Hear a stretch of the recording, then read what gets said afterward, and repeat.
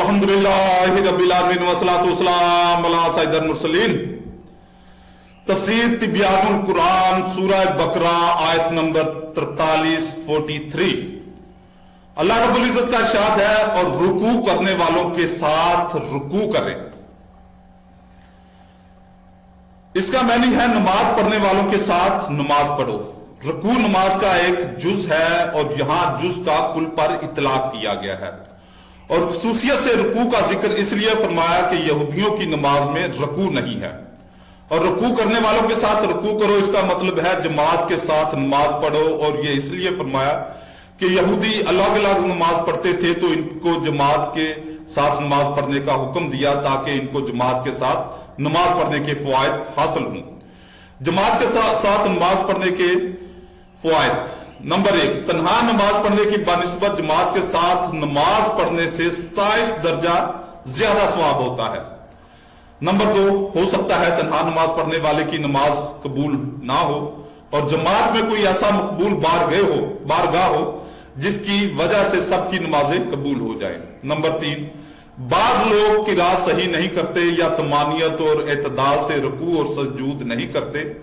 तन्हा नमाज पढ़ेंगे तो इनकी नमाज नाकस या बातिल होगी और जमात के साथ नमाज सही अदा हो जाएगी।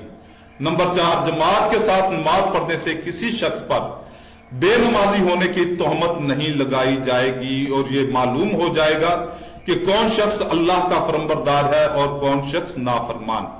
नंबर 5, इससे मुसलमानों की इज्तिमाई जिंदगी में तकवीयत मिलेगी। वो एक दूसरे के दुख दर्द, सेहत और बीमारी, खुशी और गमी और खुशहाली और अफलास पर मुतल्ले हो सकेंगे और एक दूसरे के काम आने के मौके मुयस्सर आएंगे। जो उलमा जमात के वजूब के कायल हैं वो इस आयत में अमर को वजूब पर महमूल करते हैं, और जो वजूब के कायल नहीं हैं वो इस अमर को इस्तेहबाब पर महमूल करते हैं।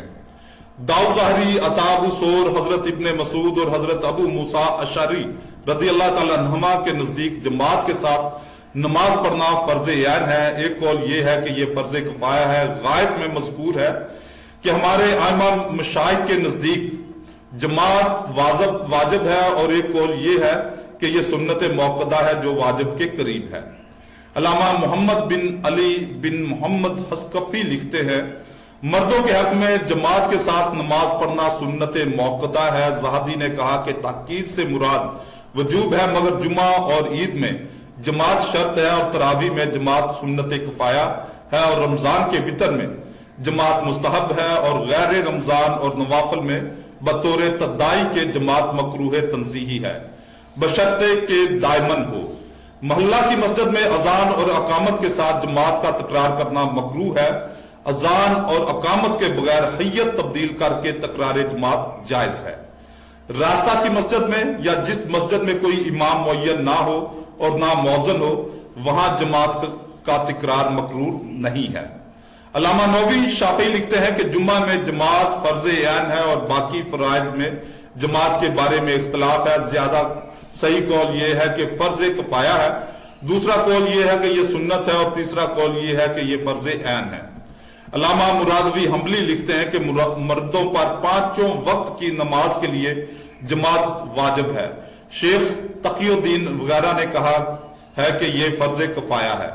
अल्लामा खर्शी मालकी लिखते हैं, फर्ज नमाजों के लिए या कज़ा नमाजों के लिए जमात सुन्नत मौक़दा है, और जुम्मा के सिवा किसी नमाज में जमात वाजिब नहीं है।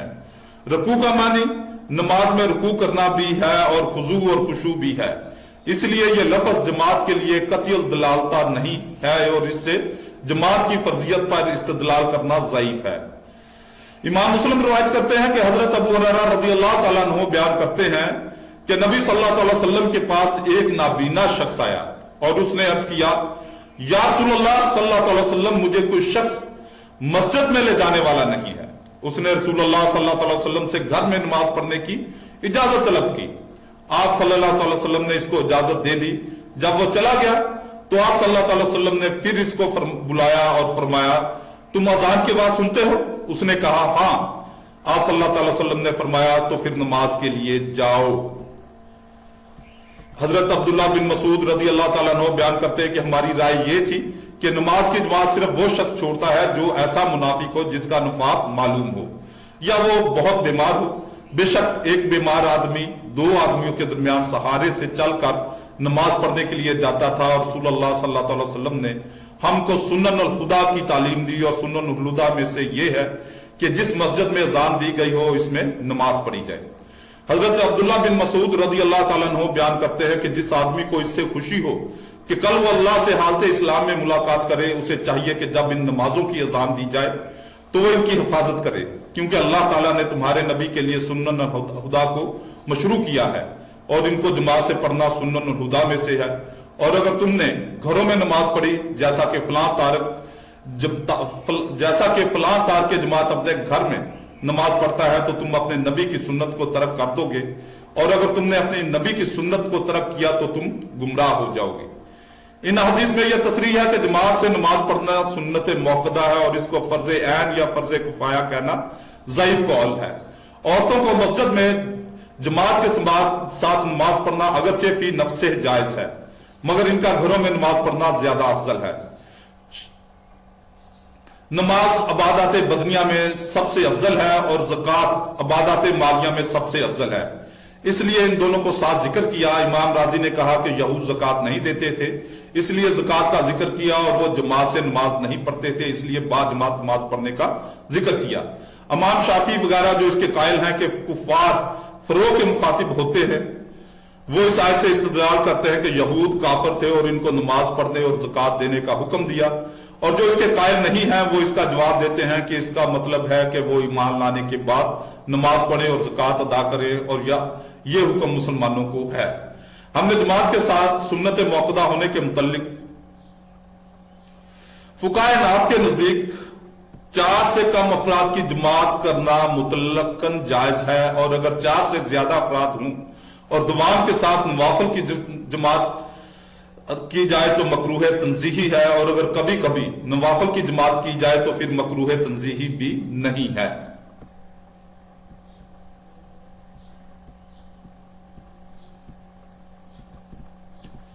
अल्लामा बुखारी लिखते हैं कि अगर इमाम के सिवा 3 नमाजी हों तो नवाफिल की जमात बिल अत्फाक मकरूह नहीं है, और 4 में मशाइख का इख्तलाफ है, और ज्यादा सही यह है कि यह भी मकरूह नहीं है। इमाम अहमद रजा कादरी लिखते हैं इमाम के सिवा 3 आदमियों तक तो इजाजत ही है। 4 की निस्बत कुतुब हनफिया में कराहियत लिखते हैं, यानी कराहत तंजीह, जिसका हासिल खिलाफ उला है, ना कि गुनाह हराम। जैसा कि हमने अपने फतावा में बयान किया, मुख्तलिफ ही है और बहुत अकाबरीन से जमात, मगर मसला मुख्तलिफ ही है और बहुत अकाबरीन से जमात नवाफिल बिल इब्तिदाई साबित है, और अवाम फेले खैर से मना ना किए जाएंगे। उलमा उम्मत और हुक्मा मिल्लत ने ऐसी ममानत से मना फरमाया है।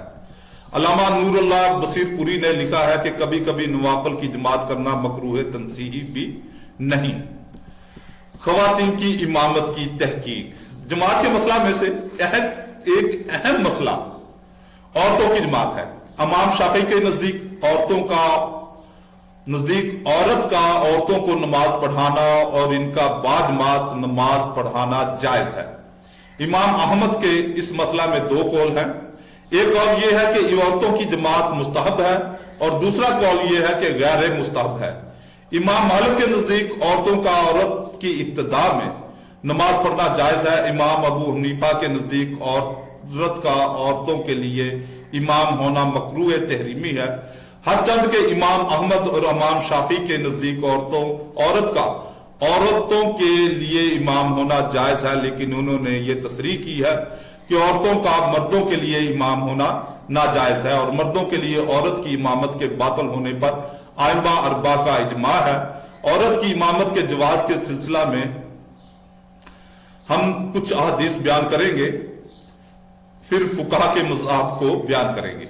खवातीन की इमामत के मुतल्लिक अहादीस, इमाम अबू दाऊद रिवायत करते हैं कि अब्दुर्रहमान बिन खलाद बयान करते हैं कि रसूलुल्लाह सल्लल्लाहु अलैहि वसल्लम हजरत उम्मे वर्का से मिलने इनके घर जाते थे।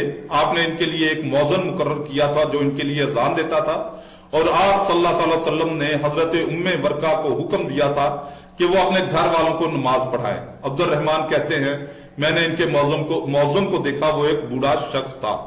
इमाम बहकी रिवायत करते हैं कि वलीद बिन जमी बयान करते हैं मेरी दादी ने हजरत उम्मे वर्का बिन अब्दुल्ला बिन हारिस रदी अल्लाह ताला अन्हुमा से रिवायत किया है कि रसूल अल्लाह सल्लल्लाहु अलैहि वसल्लम उम्मे वर्का रदी अल्लाह ताला अन्हुमा से मुलाकात के लिए जाते थे और आप सल्लल्लाहु अलैहि वसल्लम ने इनका नाम शहीदा रखा था। हजरत उम्मे वर्का ने कुरान हिफ्ज किया था। रसूल अल्लाह सल्लल्लाहु अलैहि वसल्लम जब गजवा बदर के लिए गए तो हजरत उम्मे वर्का ने अर्ज किया, मुझे भी अपने साथ जाने की इजाजत दें, मैं जख्मियों की दवा दारू करूंगी और मरीजों की देखभाल करूंगी, शायद अल्लाह ताला मेरे लिए भी शहादत मुकद्दर कर दे।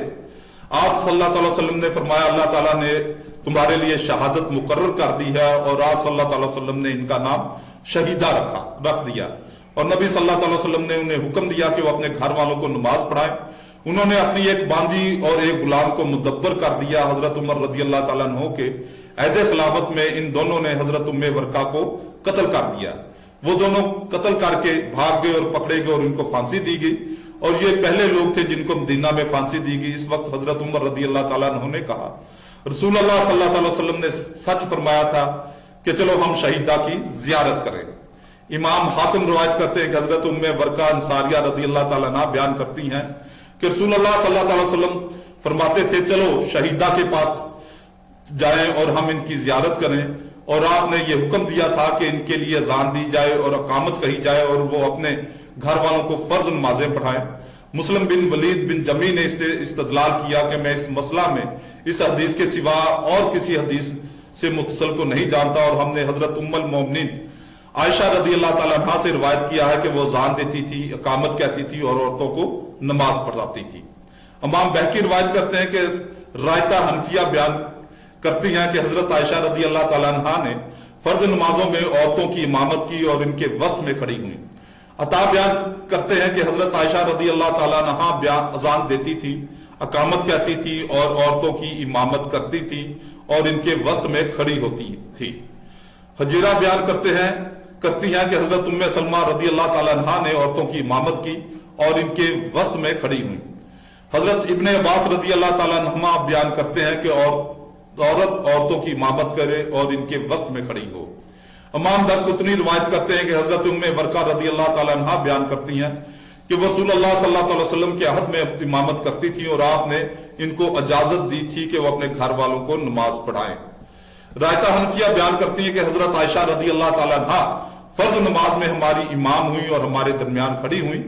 हजीरा बिनते हसैन बयान करती हैं कि हजरत उम्मे सलमा रदी अल्लाह ताला अन्हा ने हमें असर की नमाज पढ़ाई और हमारे दरमियान खड़ी हुई। खवातीन की इमामत के मुतल्लिक फुका हम्बलिया का नजरिया।